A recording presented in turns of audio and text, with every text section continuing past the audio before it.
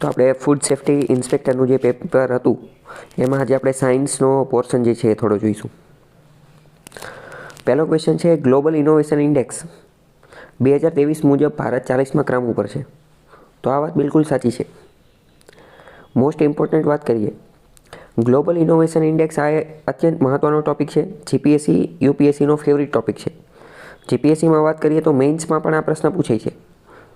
અથવા આ બધું છોડીએ તો જે સિલેબસ લખેલો છે તો સિલેબસની અંદર પણ એક ટૉપિક ડેડિકેટેડ લખેલો છે અને એ છે ઇનોવેશન. એટલે આપણે ઇનોવેશન બાબતની કોઈ પણ વસ્તુ આવે એ પછી ઇનોવેશન ઇન્ડેક્સ હોય કે ઇનોવેશનની અંદર સરકાર કંઈ પહેલ કરે કે ગમે કરે તો આપણે એ બધા વિશે જાણવું પડે અને એના વિશે માહિતી એકત્રિત કરવી પડે. બરાબર. પછી નેટવર્ક રેડીનેસ ઇન્ડેક્સ એની મુજબ ભારત 60મા સ્થાન ઉપર પહેલાં 60મા સ્થાન ઉપર છે. તો એ વિધાન ખોટું છે. બરાબર. તો બંને વિધાન જે છે એ યોગ્ય છે. નેટવર્ક રેડીનેસ ઇન્ડેક્સ જે છે એનઆરઆઈ નેટવર્ક રેડીનેસ ઇન્ડેક્સ એની મુજબ ભારત 60મા સ્થાન ઉપર છે, જે પહેલાં 79માં હતું. તો એ બંને વિધાન સાચા છે. પણ આ બેની અંદર વાત કરીએ તો ગ્લોબલ ઇનોવેશન ઇન્ડેક્સ એ અત્યંત મહત્ત્વનો છે. બરાબર. પ્રશ્ન છે ANRF અનરફ અનુસંધાન નેશનલ રિસર્ચ ફાઉન્ડેશન આને 2020માં પસાર કરેલો હતો. આ એક્ટ જે છે 2020માં. તો એ વાત ખોટી છે. આનું જે કુલ બજેટ જે છે એ 1.5 લાખ કરોડ છે. તો એ વાત પણ ખોટી છે.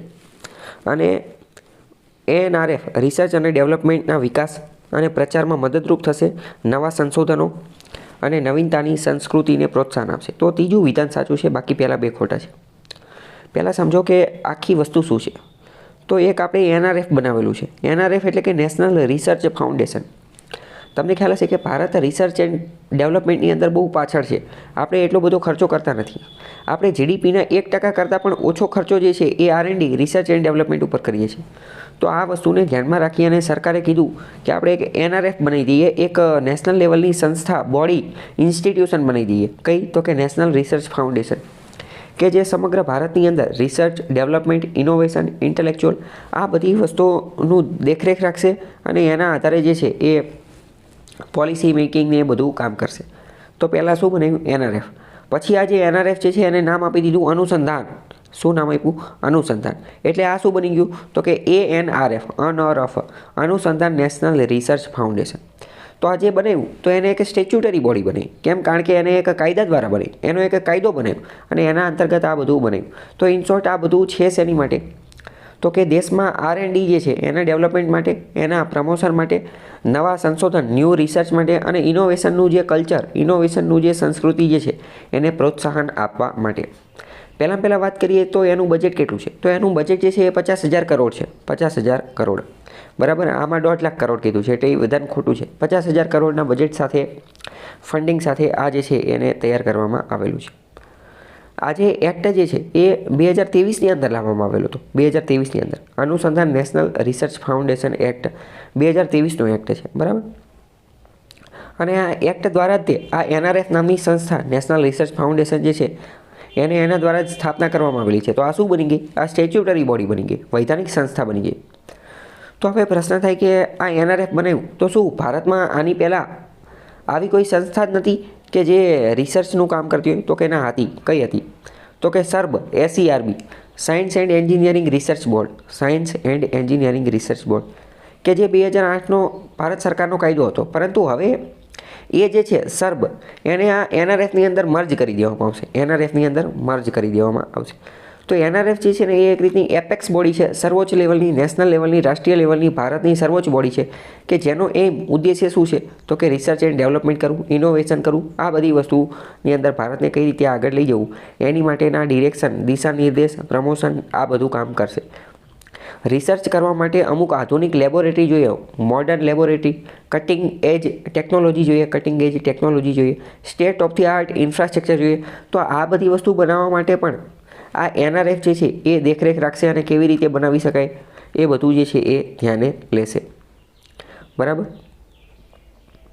બીજી વાત કરીએ કે 2005ની અંદર વૈજ્ઞાનિક સલાહકાર કાઉન્સિલ, સાયન્સ એડવાઇઝરી કાઉન્સિલ કે જે વડાપ્રધાનને સલાહ આપવાનું કામ કરતા હતા, એમને જે છે એ national science and engineering research foundation બનાવવાની ભલામણ આપેલી હતી અને 2008માં જે છે એ સર્બ નામની સંસ્થા જે છે એ બની ગઈ હતી. પરંતુ હવે જે છે એ શું બની ગઈ છે તો કે આ નેશનલ રિસર્ચ ફાઉન્ડેશન 50,000 કરોડના ખર્ચે બની ગઈ છે. આનો એક બીજો ઉદ્દેશ્ય એ પણ છે કે પ્રાઇવેટ સેક્ટર જે છે ને, પ્રાઇવેટ સેક્ટર એમાંથી પણ ઇન્વેસ્ટમેન્ટ લાવવામાં આવે. ચલો અહીંયા હું તમને એક બીજી વાત કહું. ભારત સરકાર R&D રિસર્ચ એન્ડ ડેવલપમેન્ટ ઉપર 1% કરતાં પણ ઓછું ખર્ચે છે, GDPના 1%, જ્યારે બીજા દેશો જે છે એ વધુ ખર્ચે છે. પહેલી વસ્તુ આ. બીજી વસ્તુ આ કે બીજા દેશોની વાત કરીએ, બીજા એટલે કે અમેરિકા, યુરોપના દેશો, અમેરિકા અને યુરોપના દેશો, ચીન ને આ બધા, તો આ બધા દેશોની અંદર જે પ્રાઇવેટ ખેલાડીઓ જે છે ને એ પણ રિસર્ચ એન્ડ ડેવલપમેન્ટ ઉપર ઘણો વધારે ખર્ચો કરે છે. જેમ કે આપણે વાત કરીએ કે ઇલોન મસ્ક, તો ઇલોન મસ્ક છે બરાબર, તો ટેસ્લા ઇલેક્ટ્રોનિક કાર બનાવવા માટે, ઓટોમેટિક કાર સ્વચાલિત કાર બનાવવા માટે જે છે એ ઘણું બધું રિસર્ચ કરતા હોય. આકાશમાં ફ્લાઇટ મોકલવા માટે જે છે એ ઘણું બધું રિસર્ચ કરતા હોય છે. આપણે વાત કરીએ ચાઇનાના મોબાઈલ, તો ચાઇનાની મોબાઈલ કંપનીમાં પણ તમે જોશો તો ઘણું બધું ઇનોવેશન રિસર્ચના માધ્યમથી ઘણા નવા ફીચર આવતા હોય છે. ઘણા બધા ફીચર એવા હોય છે કે જે એપલમાં ને એમાં પણ હોતા નથી, બરાબર. સાઉથ કોરિયાની વાત કરીએ, સાઉથ કોરિયાની કંપની છે સેમસંગ, તો સેમસંગ જે છે એ પણ પોતાની ડિવાઇસની અંદર ને એ બધાની અંદર રિસર્ચ દ્વારા નવી વસ્તુ લાવતો હોય છે. જ્યારે ભારતની અંદર પ્રાઇવેટ સેક્ટરની અંદર એટલું ખતરનાક લેવલનું R&D રિસર્ચ એન્ડ ડેવલપમેન્ટ જોવા મળતું નથી. કેમ? કારણ કે આપણે અહીંયા રિસર્ચ એન્ડ ડેવલપમેન્ટનું કોઈ કલ્ચર જોવા મળતું નથી. એટલે કદાચ આપણે એવું માની લઈએ કે સરકાર રિસર્ચ કરવાનું ચાલુ કરી દેશે, ખર્ચો ચાલુ કરી દેશે, તો પણ આપણે બીજા બધા દેશોની સરખામણીમાં તો નહીં જ પહોંચી શકીએ. આ બધા માટે જે છે એ પ્રાઇવેટ ખેલાડી જે છે એમને પણ સાથે આવવું પડશે. પ્રાઇવેટ જે છે એમને પણ રિસર્ચ એન્ડ ડેવલપમેન્ટમાં યોગદાન આપવું પડશે. નેશનલ રિસર્ચ ફાઉન્ડેશન આપણે જોયું તો એનું વહીવટી ડિપાર્ટમેન્ટ કયો હશે, એનો એડમિનિસ્ટ્રેટિવ ડિપાર્ટમેન્ટ કયો હશે, એ કયા મિનિસ્ટ્રી, કયા ડિપાર્ટમેન્ટ અંતર્ગત આવશે, તો કે department of science and technology, DST, department of science and technology, એના અંતર્ગત એ બધું કાર્ય કરશે, બરાબર. હવે આનું સ્ટ્રક્ચર ને એ બધું શું છે એ બધું નીચે આપેલું છે, પણ એ એટલું બધું કામનું છે નહીં. બીજી વાત કરીએ અત્યંત મહત્ત્વની વસ્તુ, તો જે NRF નેશનલ રિસર્ચ ફાઉન્ડેશન જે છે, તો પ્રાઇમ મિનિસ્ટર, આપણા PM, આપણા જે વડાપ્રધાન જે છે એ આને એક્સ ઓફિસિયો પ્રેસિડેન્ટ બની જશે. X ઓફિસિયો president. એક્સ ઓફિસિયોનો મતલબ શું થાય? એક્સ ઓફિસિયોનો મતલબ થાય કે એ તમારે એ બનવું ન પડે. તમે એક ખુરશી ઉપર બેઠા હોય, એટલે કે એક જગ્યા, એક પોસ્ટ ઉપર બેઠા હોય ને, એટલે ઓટોમેટિક તમે બીજી પોસ્ટ માટે હકદાર બની જાઓ. જેમ કે તમે પ્રાઇમ મિનિસ્ટર, વડાપ્રધાન બન્યા ને, એટલે કે તમે વડાપ્રધાનની ખુરશી ઉપર બેઠા છો, તો તમે ઓટોમેટિક કે તે NRFના પ્રેસિડેન્ટ પણ બની જાઓ. NRFના પ્રેસિડેન્ટ પણ ઓટોમેટિક બની જાઓ. તો એને કહેવાય એક્સ ઓફિસિયો, બરાબર. તો આ પણ વિધાનવાળા વાક્ય પણ તમને પૂછાઈ શકે છે. બીજી વાત કરીએ કે સાયન્સ એન્ડ ટેકનોલોજી અને યુનિયન મિનિસ્ટર ઓફ એજ્યુકેશન, એ પણ આના એક્સ ઓફિસિયો વાઇસ પ્રેસિડેન્ટ હશે. તો આના પ્રેસિડેન્ટ કોણ રહેશે? તો કે વડાપ્રધાન. અને વાઇસ પ્રેસિડેન્ટ કોણ રહેશે? તો કે union minister of science and technology and union minister of education. આ બંને એના વાઇસ પ્રેસિડેન્ટ રહેશે, બરાબર. તો આટલી વસ્તુ તમને ખ્યાલ હોવો જોઈએ. આગળનો ક્વેશ્ચન છે, અમુક સંસ્થા આપેલી છે અને ક્યાં આવેલી છે એ કીધેલું છે, એટલે કે કઈ જોડી યોગ્ય નથી. સાયન્સ એન્ડ ટેકનોલોજીની અંદર રિસર્ચ કરવાવાળી જ અમુક સંસ્થા છે. પહેલું છે નેનો અને મૃદુ પદાર્થ વિજ્ઞાન કેન્દ્ર, બેંગ્લોરમાં આવેલું છે, તો એ વિધાન બિલકુલ સાચું છે. રામન રિસર્ચ ઇન્સ્ટિટ્યૂટ બેંગ્લોરમાં આવેલું છે, તો એ વાત પણ સાચી છે. કર્ણાટકમાં આવેલું છે, CV રામનના ધ્યાનમાં રાખીને. વાડિયા હિમાચલ ભૂવિજ્ઞાન સંસ્થાન દહેરાદૂનમાં આવેલી છે, તો એ વાત પણ સાચી છે. આ જે ભૂસ્ખલન ઉપર અને ભૂવિજ્ઞાન, જીઓગ્રાફી ઉપર ને જીઓલોજી ઉપર ને એ બધા ઉપર રિસર્ચ કરે છે. આગરકર રિસર્ચ ઇન્સ્ટિટ્યૂટ, નામ જોઈને એવું લાગે કે આગળ છે તો આગ્રામાં આવેલું હશે, પણ એ વિધાન ખોટું છે. આગરકર રિસર્ચ ઇન્સ્ટિટ્યુશન જે છે એ પુણેમાં આવેલું છે, પૂનામાં. આપણે વાત કરીએ કે આપણા ઇતિહાસની અંદર, મોડર્ન હિસ્ટ્રીની અંદર વાત કરીએ તો આગરકર નામના એક વ્યક્તિ થઈ ગયા હતા, એના નામ ઉપર આવેલું છે. આગરકર રિસર્ચ ઇન્સ્ટિટ્યુશન જે છે ઓટોનોમસ રિસર્ચ ઇન્સ્ટિટ્યુશન છે. ગોપાલ ગણેશ આગરકર નામના વ્યક્તિ હતા, ઇતિહાસની અંદર એક સોશિયલ રિફોર્મર હતા, તો એમના નામ ઉપર આવેલું છે. તો પૂનાની અંદર આવેલું છે, પૂનાના હતા એટલે, બરાબર. બાકી બીજા બધા જે આપેલા છે તો અત્યારે તમારે હવે એના નામ જે છે યાદ રાખી લેવાના કે એના સેન્ટર જે છે કઈ જગ્યાએ આવેલા છે, બરાબર. આગળ વૈજ્ઞાનિકો અને એ કોની સાથે જોડાયેલા છે એ આપેલું છે, તો ખોટું કહેવાનું છે. તો કે હોમી જહાંગીર ભાભા ન્યુક્લિયર ફિઝિક્સ સાથે જોડાયેલા છે, તો કે હા, બિલકુલ સાચી વાત છે. ન્યુક્લિયર ફિઝિક્સ સાથે આ જે પરમાણુ બોમ્બને, અણુ બોમ્બને બનાવવાનું, ન્યુક્લિયર એનર્જી ઉત્પન્ન કરવા માટેની એ બધા માટે એમને અથાગ પ્રયત્ન કરેલા હતા. હોમી જહાંગીર ભાભા અને વિક્રમ સારાભાઈને આ બધા લોકો જે છે એ એક સાથે કામ કરતા હતા. સોની લીવની એક વેબ સિરીઝ છે રોકેટ બોયઝ, એની અંદર આ બધાની સ્ટોરી જે છે એ બતાવવામાં આવેલી છે કે ભારતે પોતાનું પ્રથમ રોકેટ કેવી રીતે લોન્ચ કર્યું, આ પરમાણુ બોમ્બને એ બધું બનાવવા માટેનું જે કાર્યક્રમ હતા એ કેવી રીતે વર્ક કરતા હતા એ બધું આપેલું છે. આની અંદર એક બહુ સારો ડાયલોગ આવે છે, હોમી જહાંગીર ભાભાનો ડાયલોગ છે, એ હું તમને કહું છું અત્યારે, કે એ એક પથ્થરનો ટુકડો લઈને આવે છે, એકદમ નાનો પથ્થરનો ટુકડો લઈને આવે છે અને એ જવાહરલાલ નહેરુને આપે છે. એ કે જો કે આ પથ્થરનો ટુકડો છે, આ તમે જોઈ રહ્યા છો? તો કે હા કે જોઉં છું. કે તો કે આ જે પથ્થરનો ટુકડો જે છે ને આની અંદર એટલી એનર્જી છે કે જેટલી 10 કે 15 એવા કંઈક અમુક આંકડો આપેલો, પણ આંકડો વધારે જ હતો, એટલા ટ્રક ભરી અને કોલસામાં જેટલી એનર્જી હોય ને એટલી એનર્જી આ એક ટુકડામાં છે. કેમ? કારણ કે આ યુરેનિયમનો ટુકડો છે અને આમાંથી જો એનર્જી ઉત્પન્ન કરવામાં આવે તો ઘણી બધી એનર્જી ઉત્પન્ન થઈ શકે. તો આ એક રીતે શું થયું, આવું અમુક વાર તમારે નિબંધમાં કે આવી કોઈ વસ્તુ કમ્પેર કરી અને લખો તો એ સારું રહે. બરાબર? આનેથી એ ખબર પડે કે ન્યુક્લિયર એનર્જીની અંદર કેટલી તાકાત છે કોલસાવાળી એનર્જી જે છે એની કરતાં વધારે. બરાબર? તો પહેલું ઇનશોર્ટ સાચું છે. બીજું, વિક્રમ સારાભાઈ એ સ્પેસ સેટેલાઇટ અને રોકેટ માટે જાણીતા છે, તો એ વાત પણ સાચી છે. સલીમ અલી જે છે એ પક્ષી વૈજ્ઞાનિક છે, તો એ વાત પણ સાચી છે. સલીમ અલીને ધ્યાનમાં રાખીને તે અક્ષય કુમારનું એક મૂવી પણ આવેલું છે, રોબોટ 2 કે એવું એકાદું. બરાબર? તો એ સલીમ અલીને ધ્યાનમાં રાખીને જ બનાવેલું છે, એ પક્ષીવિદ પણ છે. સલીમ અલી નેશનલ સેન્ચ્યુરી અને સલીમ અલી અભયારણ્ય અને રાષ્ટ્રીય ઉદ્યાન પણ આવેલા છે. એ ક્યાં આવેલા છે એ તમારે જાણી અને કહેવાનું છે. બરાબર? પછી યસ રાઈટ, ગોવાની અંદર આવેલું છે. બરાબર? ગોવાની અંદર સલીમ અલીનું આવેલું છે. હવે રાજ રેડ્ડી જે છે એ કેસ્કોગ્રાફ સાથે જોડાયેલા નથી. રાજ રેડ્ડી જે છે ને એ AI, artificial intelligence, LLM, large language model એની સાથે જોડાયેલા છે. તો રાજ રેડ્ડી જે છે એ ખોટું પડશે. બરાબર? તો Raj Reddy pioneer in the artificial intelligence અને સ્ટેનફોર્ડ અને કેમ્બ્રિજની અંદર જે છે એ આ કામ કરે છે આર્ટિફિશિયલ ઇન્ટેલિજન્સના ફિલ્ડની અંદર. લાર્જ સ્કેલ એક રીતે LLM એટલે શું એ ઓલરેડી મેં એક વિડીયોમાં ચલાવી દીધેલું છે કે લાર્જ લેંગ્વેજ મોડેલ, તો એની ઉપર એ વર્ક કરે છે. બરાબર? 2 વિધાન આપેલા છે. મેઇટી એટલે કે ministry of electronics and information technology, એ આ ક્ષેત્રમાં રાષ્ટ્રીય નીતિઓની રચના, અમલીકરણ અને સમીક્ષા માટે જવાબદાર છે. એક રીતે આ પ્રશ્ન અધૂરો છે.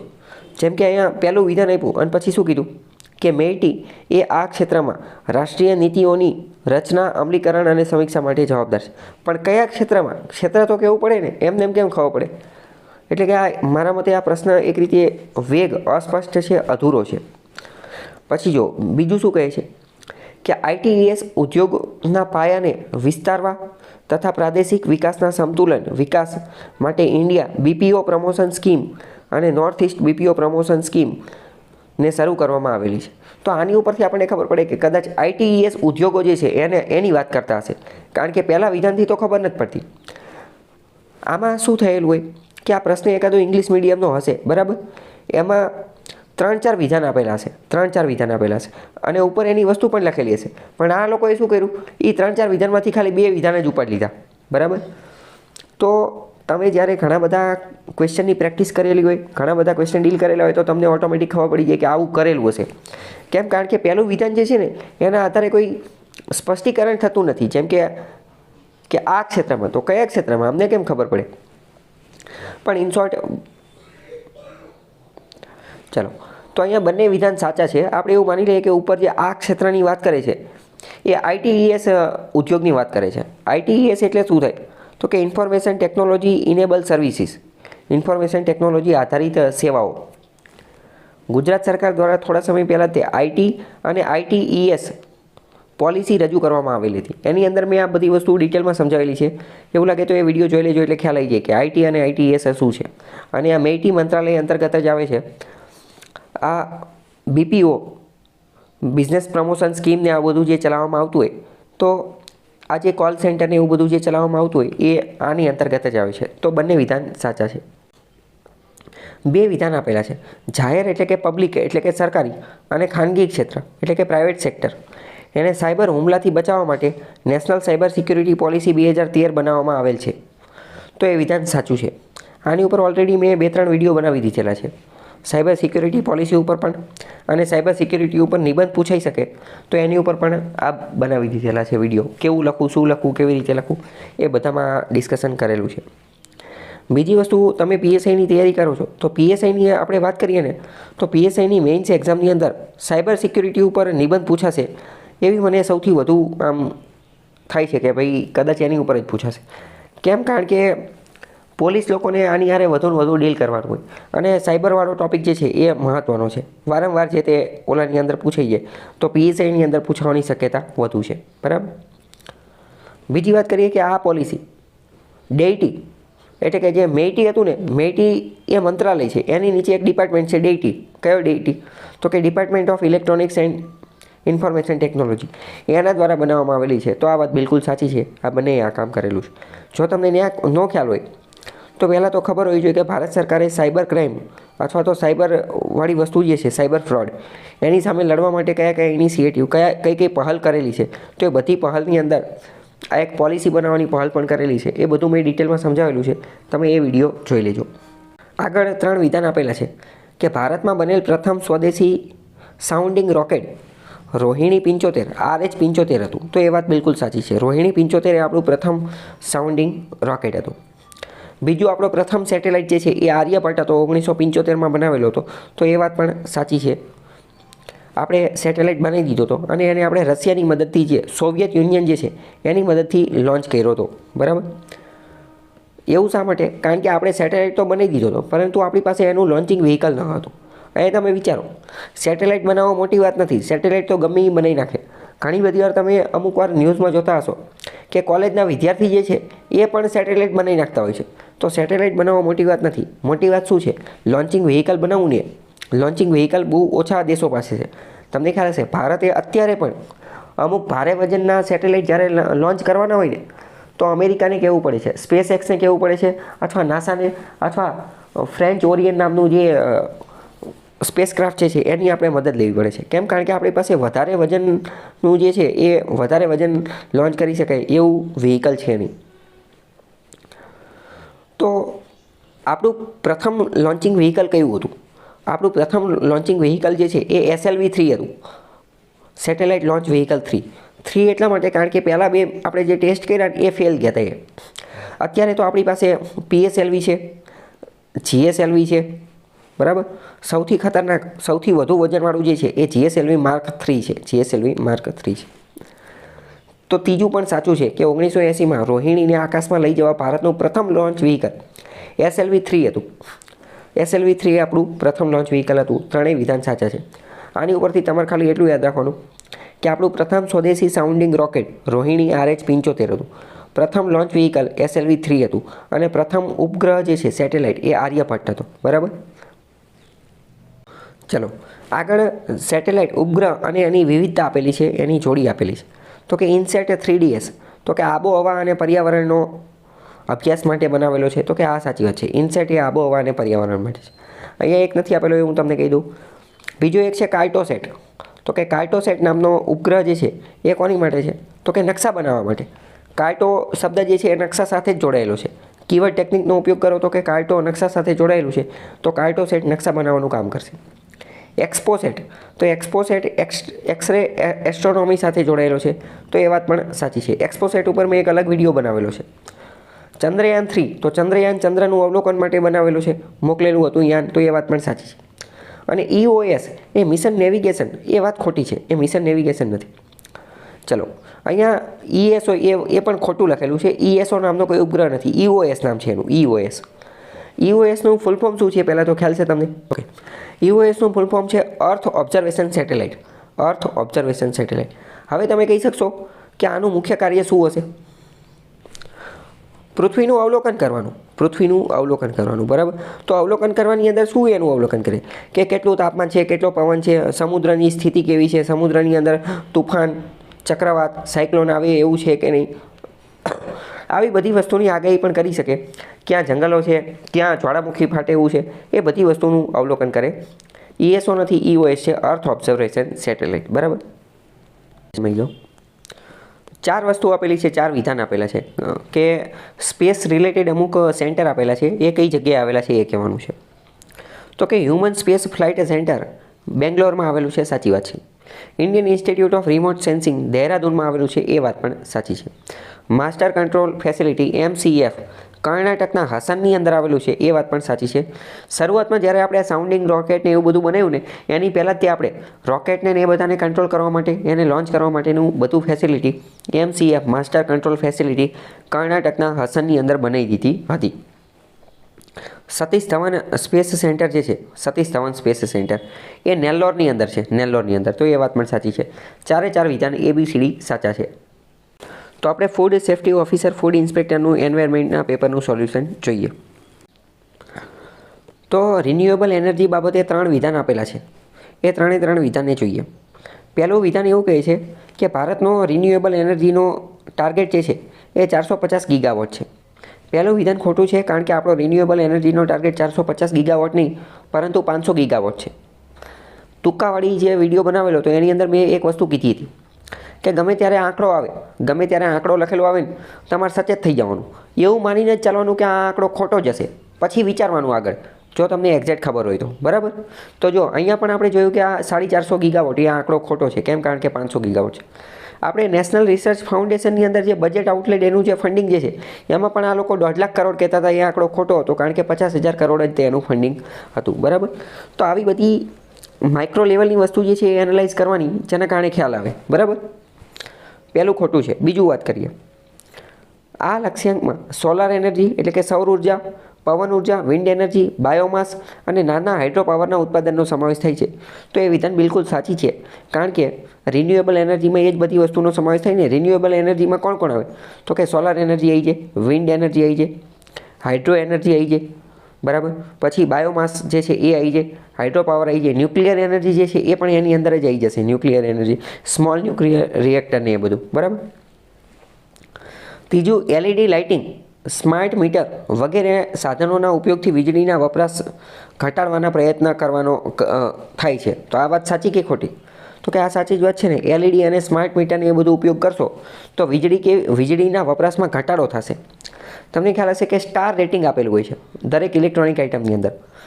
5 સ્ટાર સુધી આપવામાં આવે છે, BEE દ્વારા આપવામાં આવે છે. પ્રશ્ન પૂછી જશે ઇલેક્ટ્રોનિક આઇટમમાં સ્ટાર રેટિંગ કોણ આપે છે? તો કે BEE, bureau of energy efficiency, bureau of energy efficiency. 5 સ્ટારનું કોઈ સાધન છે, 5 સ્ટારનું AC છે, 5 સ્ટારનો પંખો છે, 5 સ્ટારનું ફ્રીજ છે, તો એનો મતલબ શું? આ એનર્જી એફિશિયન્ટ છે, આ સૌથી ઓછી ઉર્જા વાપરશે. એની સરખામણીમાં 1 સ્ટારનું છે, 1 સ્ટારનું, તો એ વધુ એનર્જી વાપરશે. બરાબર. ખ્યાલ આવ્યો? તો આ LED લાઇટ એ પણ એવી જ રીતની વસ્તુ છે. અને આ સ્માર્ટ મીટર અથવા સ્ટાર રેટિંગ આ બધું વીજળી ઘટાડવા માટેની વસ્તુ છે. ટાર્ગેટ આપણો જે છે 500 ગીગાવોટનો હતો કે 2030 સુધીમાં આપણે નોન ફોસિલ સોર્સિસ એટલે કે બિનઅશ્મિજન્ય જે વસ્તુઓ જે છે એમાંથી આપણે 500 ગીગાવોટની એનર્જી જે છે પ્રાપ્ત કરવાની છે. બરાબર. એકદમ સહેલો પ્રશ્ન છે. વારંવાર આ પ્રશ્ન પૂછાતો હોય છે કે વિશ્વ પર્યાવરણ દિવસ ક્યારે ઉજવાય છે?